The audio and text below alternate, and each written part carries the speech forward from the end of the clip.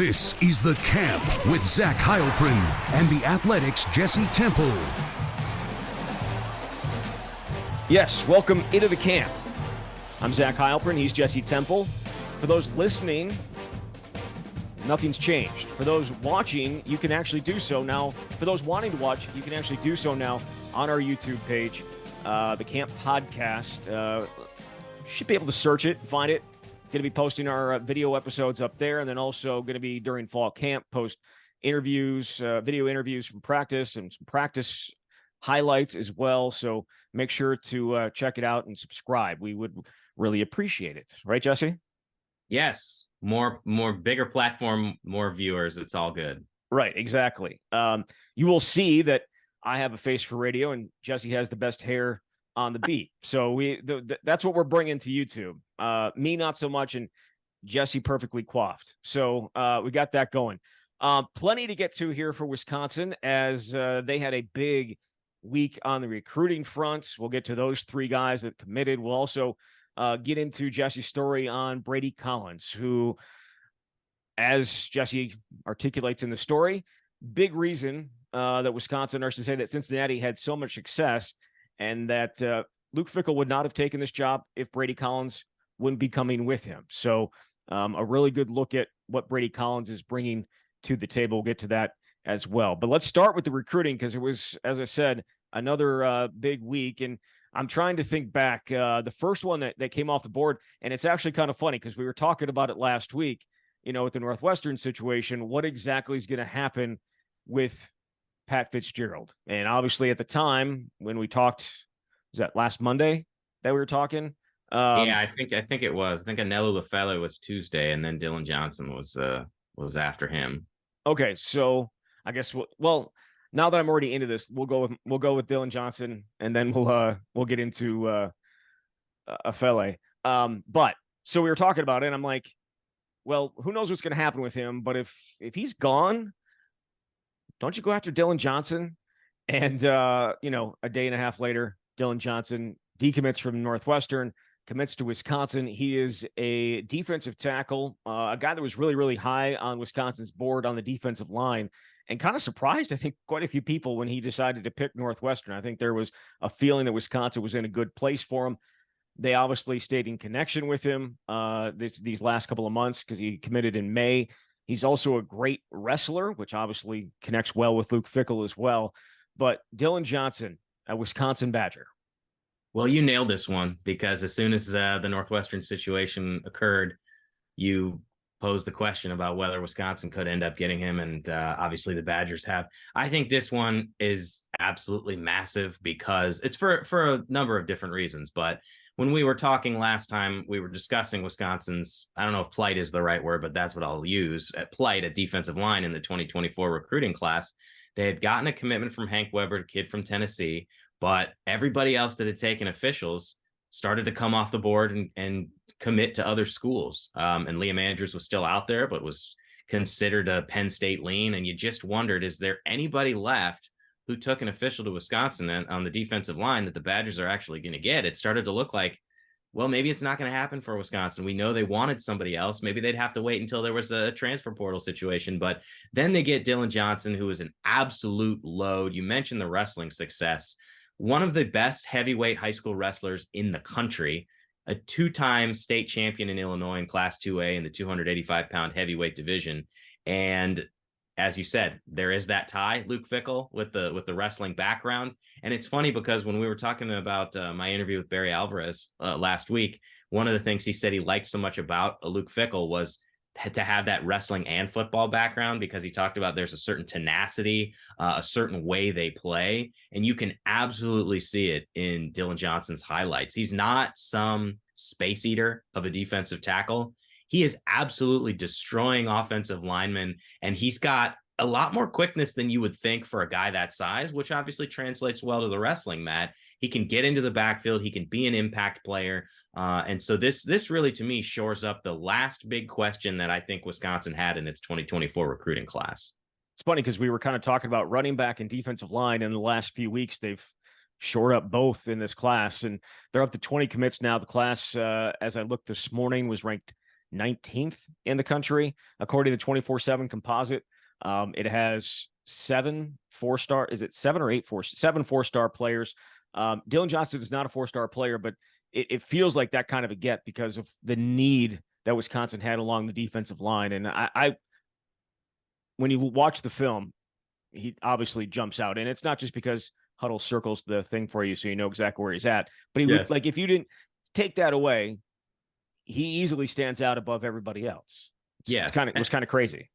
I've said this before because it's something that stuck with me for 3 or 4 years, but way back when Saeed Khalif was the director of recruiting at Wisconsin, he would talk about how defensive line was the absolute most difficult position to try to recruit in college because sometimes it was difficult to try to project. What's this guy going to look like when he gets to college? Will he be an impact player? Will it take several years? And with Johnson, you can just tell, just like you're talking about, Zach, an impact player. Now, that doesn't mean you're going to come in as a true freshman and start or something like that, but a quality type of player where you can immediately see how he could fit into Wisconsin's defense. And they're stacking up pieces now. For as much as we've talked about 2024, I don't want to forget how important it was that Wisconsin ended up getting Jamel Howard in the 2023 class. Guys who, when you watch the film and you see them at the high school level, are dominant, and you can see how it can translate to the college game. And I think there are some that would think Dillan Johnson maybe a little underrated recruiting numbers wise. And it reminds me of a guy who came in as a wrestler, a really good wrestler in high school, was a little underrated coming out of high school and ended up starting for 4 years at Wisconsin, and that being Keanu Benton. So, and then getting obviously drafted into the NFL this past year. I'm not saying that's who he's going to be, but there is some history of it happening at Wisconsin in terms of a guy who's really, really good at wrestling, a little bit underrated on the football field, and is going to be a load on the football field. That said, the difference between those two is he's still going to try and wrestle in college. And I think the weight thing is interesting because there's a limit as to what a heavyweight can weigh in college wrestling. How does that fit, do you think? I honestly have no idea because you're talking about Keanu Benton, who was an outstanding wrestler in Janesville. I think the runner-up in heavyweight for a couple of years, but devoted all his time to football once he got to Wisconsin and turned into an NFL draft pick. And the wrestling situation, I just can't imagine somebody staying at 285 pounds if you're going to be a nose guard or even playing the defensive line in general in the Big Ten. And the other thing in general is just the schedule. We've heard and we've talked about guys who can come in and play football and then run track in the spring.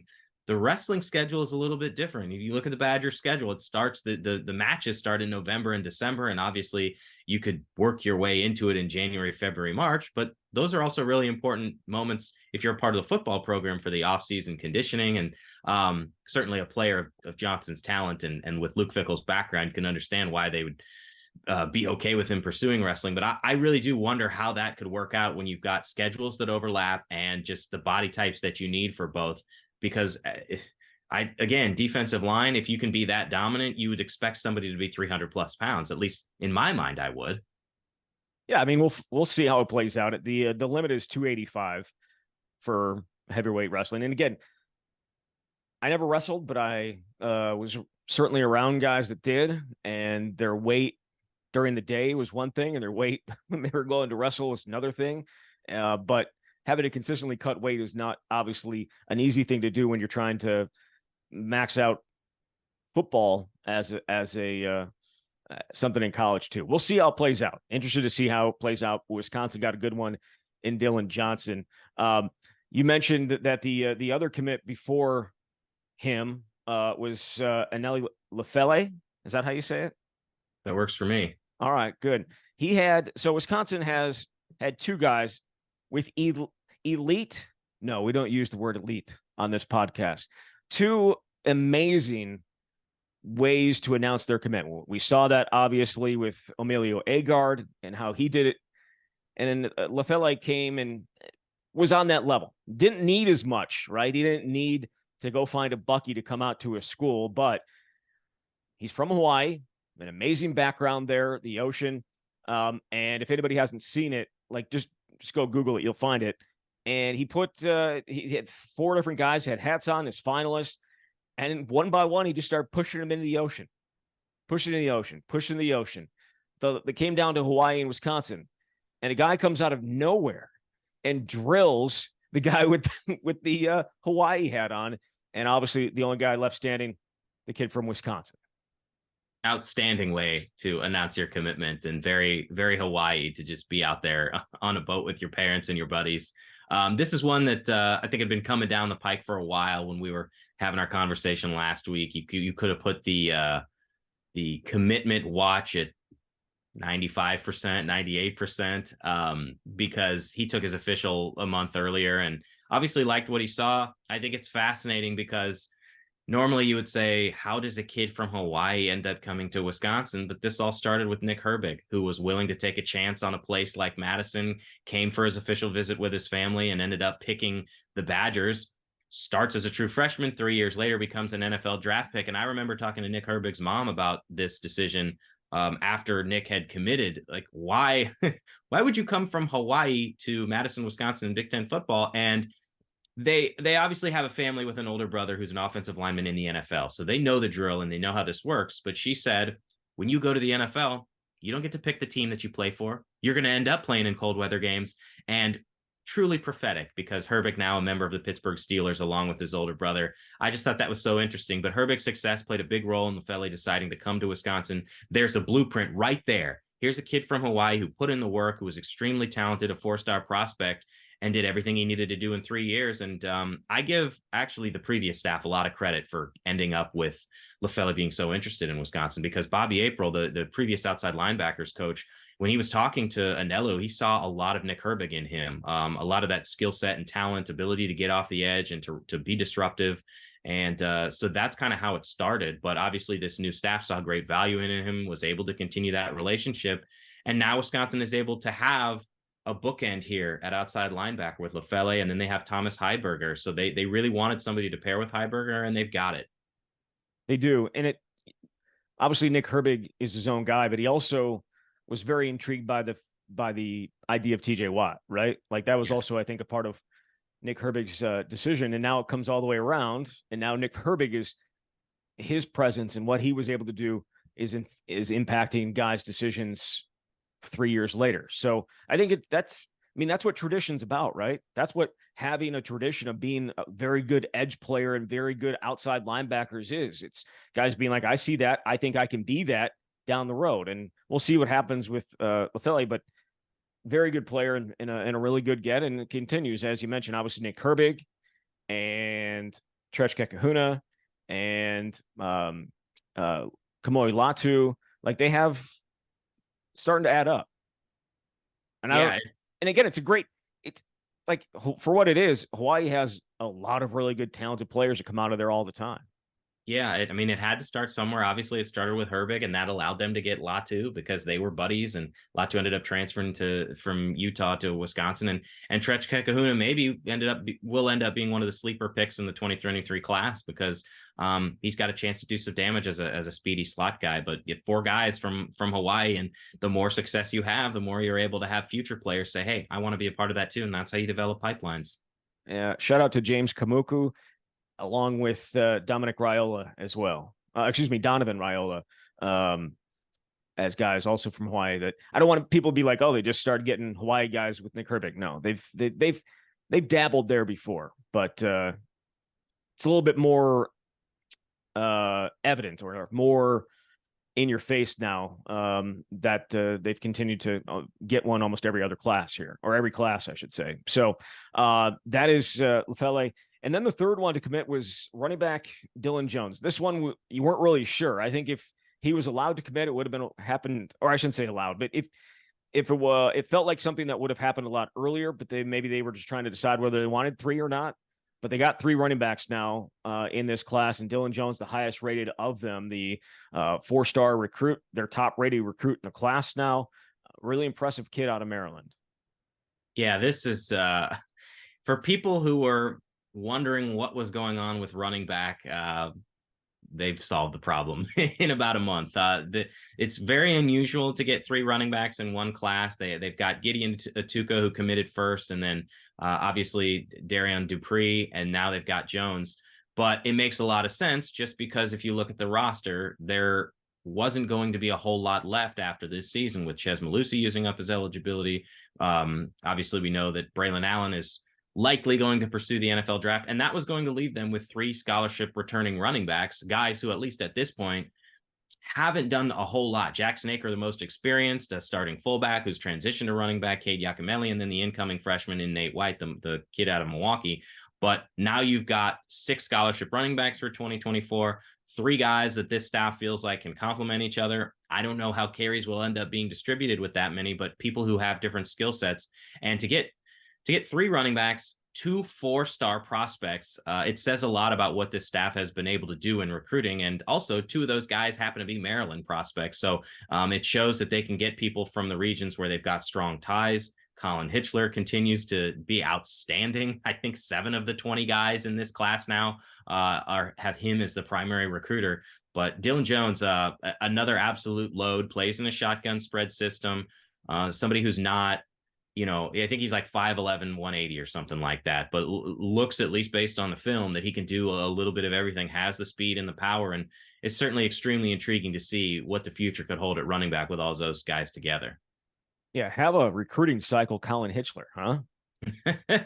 This is a timer that I can remember from a Wisconsin assistant. I mean, it's not like it's like just a bunch of 3-star guys or like lower ranked guys. I mean, Kevin Haywood, Emilio Agard, Dillan Jones, go on down the list. I mean, it's an impressive list.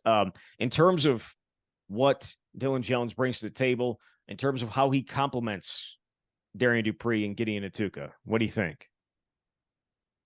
It's hard to fully say until actually have a chance to see him. I think it feels like he's a little bit of a combination of it all. There's a reason why he's the highest rated recruit. Atuka, again, 225 pounds, at least at this point. To me, I think more of that downhill type of guy. But I feel like Dupree and Jones have some similarities just in their style of play. But I think this is going to be fascinating to see how it unfolds, because I think most people would have been happy just with Dupree, but to then end up getting Jones as well, it says a lot. Obviously, Jones, I think his recruitment was interesting, at least in June, because he took his official in the 3rd weekend in June to Madison, and then no one really heard anything more from him. He was interested in Maryland and Florida State, but wasn't going on social media touting a bunch of new offers or visits. So it was pretty clear that he was extremely high on Wisconsin. I think it says a lot on both sides that he ends up committing, knowing full well that there's already 2 running backs in Madison. Do you think they'd bring in 3 if one of them is not okay with it? Like, say Darian Dupree's like, yeah, I'll commit, but I'm not going to commit if you're going to take 3. Do you think he even has the ability to do that? Well, I guess he does. Yeah, until you sign your national letter of intent, which now in the early signing period is December, you do have some leverage. And I think especially if you're the guy who, maybe you could say it was 1A and 1B in terms of how Wisconsin viewed who the top running back on the board was, but strictly from a how long have you been recruiting this guy standpoint, Dupree had been the guy, because, as I said, they were recruiting him all along. They offered him in late December. He came in January for junior day. He came again in the spring, came again for the official visit in June. So he was somebody that they really wanted. But I mentioned this before, when I talked to Dupree after he committed, I said, how do you feel about the fact that there is another running back in the class? Could potentially be another running back. And he said that he was all for it. And he actually embraced the opportunity to potentially be a part of some type of duo where he felt like they could complement each other and make each other better. And you could say that's a cliche coach speak type of answer, but he's the one making this decision and he knows what's going on. He's paying attention to the roster and who's committing. And so that's something that appeared to excite him. So absolutely, I think that had to be part of the equation, but also you want people who are selfless players who want to be a part of competition. Otherwise, I don't know why you would embrace them as a part of your team. So Dupree obviously felt very strongly about Wisconsin. And the other thing here is Michigan was another school that really interested him, and they had multiple running backs too. So maybe it was just something about the way he believed he fit at Wisconsin and the other guys that were coming in that swayed him in this direction. Yeah, for sure. We'll see what you mentioned duo. We'll see how this plays out. But I mean, Devin Spalding, the running backs coach, tweeted out a picture of the famous picture of James White Melvin Gordon and Corey Clement getting ready to go out on the field. So that's his trio. That's a solid trio, but I would say that the number 3 running back was at that time when it was Corey, it was largely cleanup time. So it's an incredible trio, but I don't know how much, and maybe it'll be different in an offense like this. There's enough room for 2 guys to be dominant. A third, we'll have to wait and see. But either way, you've got to be, if you're a Badgers fan, you've got to be extremely excited about what is happening here with this 2024 class. It's Luke Fickell's first full cycle, and you had mentioned they've got 7 composite 4-star players. That's only happened once before in the internet recruiting rankings era in 2021. So they're not quite done yet, but they're about wrapped up here for 2024. And I think you couldn't have asked for much more based on who they've been able to get at some key positions. Definitely. So they're, as you said, they're at 20 in terms of the number. They're going to add more, obviously, and I'm sure they're after some of the guys that have already committed other places. A guy like a Dominic Nichols, still potentially chasing him out despite his commitment to Michigan. Speaking of having a ton of commits at one spot, Michigan has 8 defensive linemen in their 2024 class. How is that possible? I don't know. I haven't studied their roster. It feels like a lot, unless the cupboard was absolutely bare. Which is a possibility, but that's a lot. That is a lot. So the chances that all 8 end up in Ann Arbor feels a little low. And if Wisconsin somehow could flip Dominic Nichols, it'd be obviously a huge thing. I don't think they're going away on that one. I think they're probably sticking after that one, just like they probably did with Dillan Johnson. Like, they're not going away type of thing. And if something happens, they're there for a guy to pick. So that's a look at the recruiting. Let's switch gears here and go into your story on Brady Collins, the strength and conditioning coordinator for Wisconsin. Came over from Cincinnati with Luke Fickell, and it's a move that Fickell says he would not have made without Brady Collins. And it's not just Brady Collins. Before we get into that, he's got a huge staff and a really, really good staff, most of which, actually all of which, were at Cincinnati with him, and now they're here. They kind of cleaned house, just like they did in the assistant coaching aspect of it. They also kind of cleaned house when it came to the strength and conditioning staff. Not clean house is a horrible way to say it. They decided to go with all the guys that they knew, and kind of went away from what had been in the strength and conditioning department. But Brady Collins interjects a ton of energy. I feel like we've heard a ton about Brady Collins, but what's the one thing that stood out to you in doing this story that makes him different? Well, I think every time there's a new strength coach at any program ever, you get the strength coach coming in to change the culture, and here's how he's going to do it, and here's what's different, and that's all true, and that goes into this too. It's definitely the level of intensity that he brings, and I also think it's the level of accountability. Like, those are the two things, in addition to everything else that's in the story and that I mentioned before, that really stand out. And anybody who's been around Brady or seen the videos, and I know that the Wisconsin football department was making sure to share on social media some of those moments from Squat Fest, but you can hear the passion and enthusiasm in his voice, which was a little hoarse. Maybe it's permanently hoarse because that's just how he is. But just making sure that players understood how important it was to be a part of the team. And there's a moment that I think stands out from, and you had asked me about Squat Fest and my experience a week or two ago. And I only shared some because I hadn't fully written this Brady story and I wanted to save it. But late in the Squat Fest, they had to do something called finishers, and which sounds like it is. There was a couple minutes left and they had to do something really, really difficult. And it was a situation where all the players were laying on the ground. They had to keep, they were shoulder to shoulder, locked arms. They had to keep their legs like 6 inches off the ground. And Brady wanted to see who was going to complain, who was going to give up, or who was going to be a leader and lift each other up. And he said, "What's our big thing about finish?" And he called on Chimere Dike, who's one of the leaders. And Chimere said, 1 in 4, coach. And obviously that's something that Luke Fickell has stressed from the moment he got here, that Wisconsin was 1 in 4 in games decided in the fourth quarter last season. And Brady said, never bleeping again. It's just little moments like that where he wants to instill the value of competition, but he also wants everybody to be accountable to each other and understand that what you're doing right now is going to have a significant impact when you get into those games. You may not realize it now, but you will later. So there's a number of directions I could go with that answer, but that's the thing that stands out most to me. He is a fascinating individual, but what is it about him that Luke Fickell liked so much that he would maybe not have taken this job without? Yeah. Well, Luke has said since the get-go that, and I mean, if Brady was like, yeah, I'm going to stay at Cincinnati, would Luke have just been like, you know what, I'll stay at Cincinnati forever too? I don't know, but the thing is, Brady was going to go wherever Luke went. There's this sort of symbiotic relationship or whatever, where they are lockstep. And Luke has said that we see eye to eye in what it takes to build football players.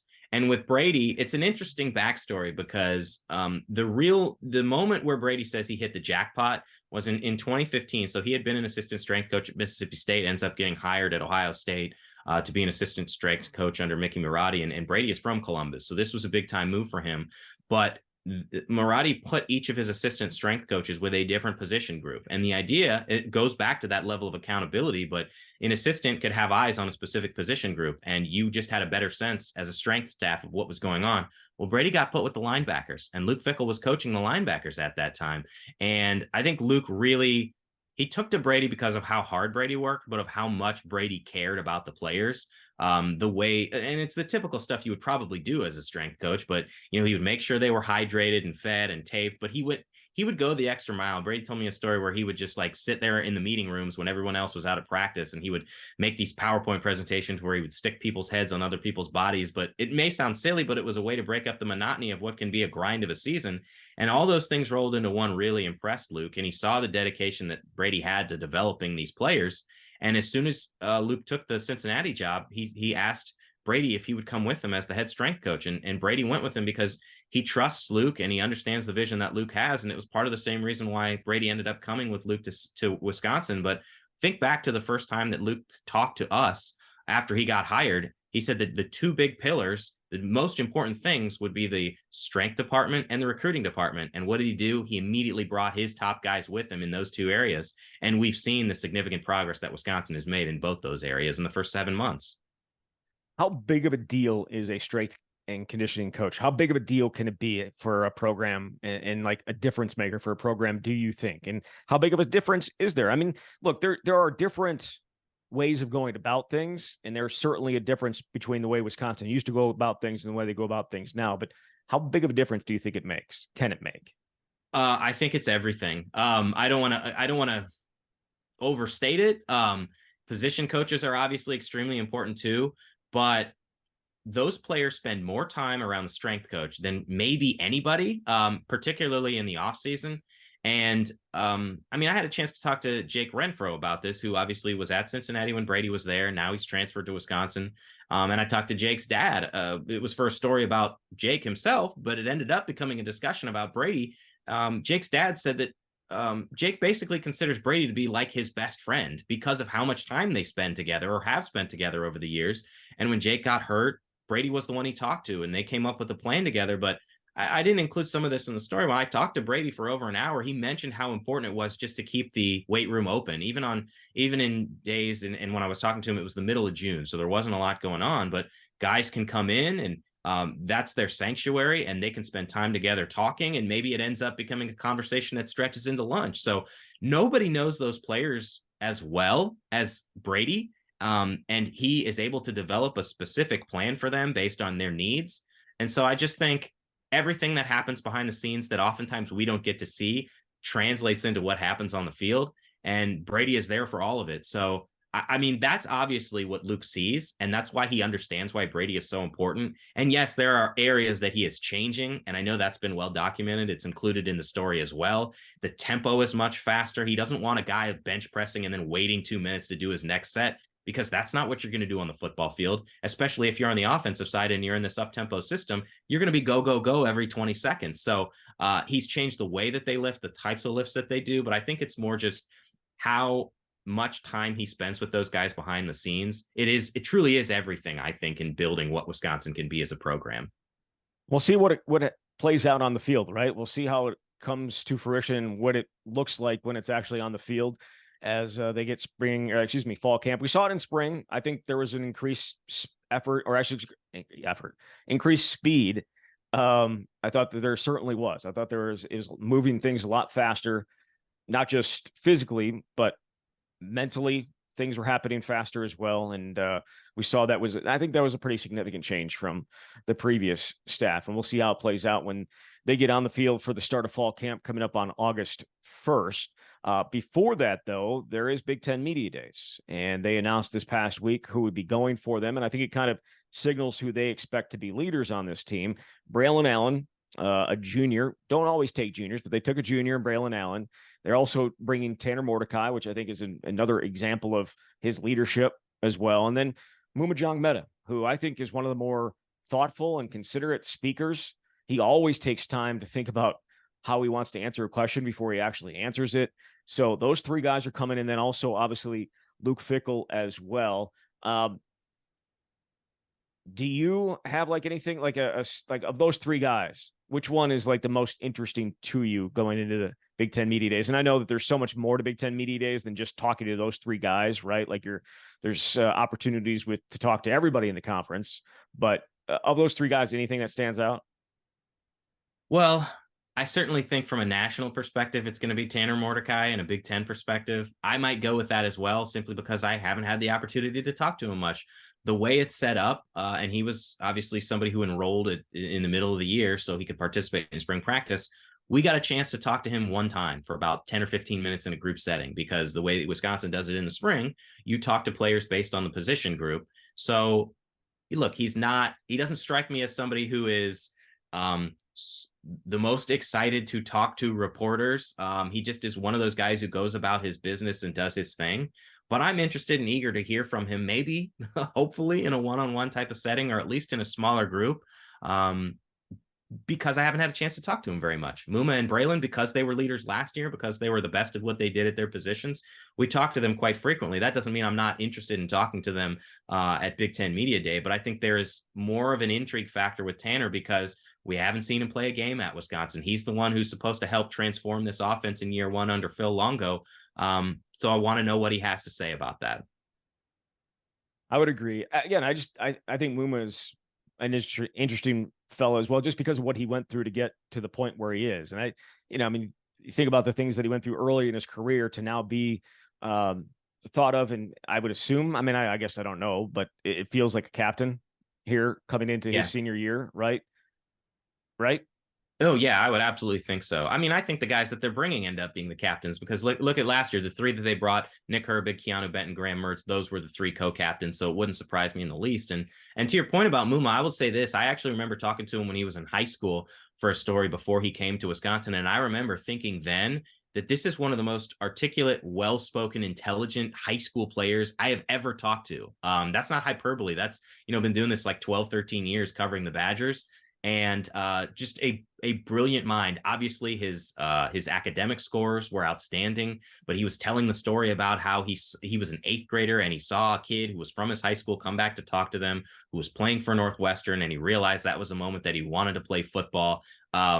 Just a really smart kid, and yes, you can see that reflected in how he answers questions still. Yeah, for sure. So we'll be at Big Ten Media Days next week. We'll be doing a show again on Monday. I wanted to announce stupid, but just give you a heads up, have a little bit of a fun series coming here in the next week or so. It is the 30th anniversary of the Big Ten. I should say it's the 30th anniversary of Wisconsin's 1993 Rose Bowl team. And I feel like this series is kind of going to be for people my age and older, but I don't really care because it was fun to do it for myself. But it's a 4-part series with different perspectives of what that season was like. And I was talking to several people, and you'll meet those people as I put that series out here in the next week or so, as I said. But yeah, it's about the 1993 football team, the first Rose Bowl run, the one that they made after 31 years of not being in Pasadena. And Jesse, I know you're well-versed in it because you did a great story. Was that 2015 maybe?